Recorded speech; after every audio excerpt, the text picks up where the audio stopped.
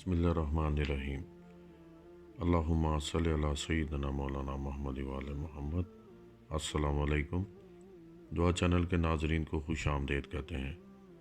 حدیث قدسی میں اللہ تعالیٰ نے واضح طور پر کہا ہے کہ جو میرا ہو جاتا ہے میں اس کا ہو جاتا ہوں، اس کی زبان بن جاتا ہوں، اس کے کان بن جاتا ہوں، اس کی آنکھیں بن جاتا ہوں۔ ایک اور حدیث مبارکہ میں ہے کہ مومن کی فراست سے ڈرو کیونکہ وہ اللہ کے نور سے دیکھتا ہے۔ جب کوئی شخص اپنے رب کا ہو گیا تو رب اس کا ہو جاتا ہے، لہٰذا اللہ کے وعدے کے مطابق اس کی زبان رب کی زبان ہو گئی ہے، اور رب صرف سوچتا ہے اور وہ کام پلک جھپکنے میں ہو جاتا ہے۔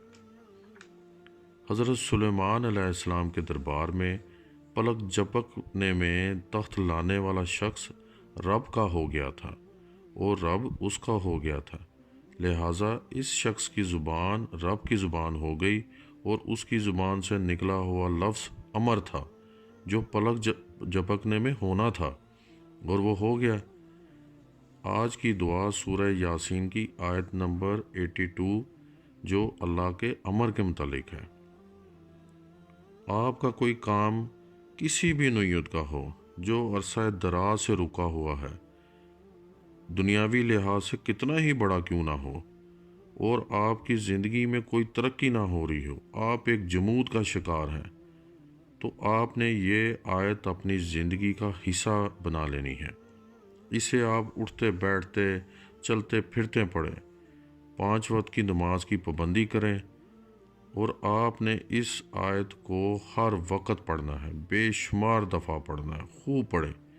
آپ اپنی زندگی کا اسے حصہ بنا لیں، پھر آپ دیکھیں گے کہ آپ اپنی زندگی میں روشنیاں، روانیاں، ترقیاں دیکھیں گے، ہر طرف خوشیاں ہی آ جائیں گی، ہر کام غیبی مدد سے ہوگا۔ لیکن دنیاوی فوائد کے ساتھ آپ نے اپنا تعلق اپنے رب سے مضبوط بنانا ہے، جو ہمارا اصل مقصد ہے، کیونکہ ایک مسلمان کی اصل کامیابی دراصل آخرت کی کامیابی ہے۔ اللہ تعالیٰ آپ کو خوشیاں دیں۔ السلام علیکم ورحمۃ اللہ وبرکاتہ۔